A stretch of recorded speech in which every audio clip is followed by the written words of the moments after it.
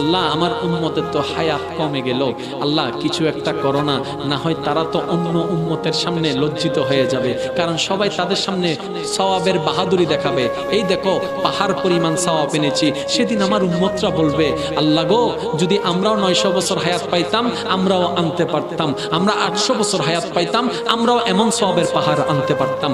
নবী রাহমাতুল্লিল আলামিন আল্লাহকে বলে আল্লাহ আমার উম্মতদের জন্য কিছু একটা ব্যবস্থা করেন না।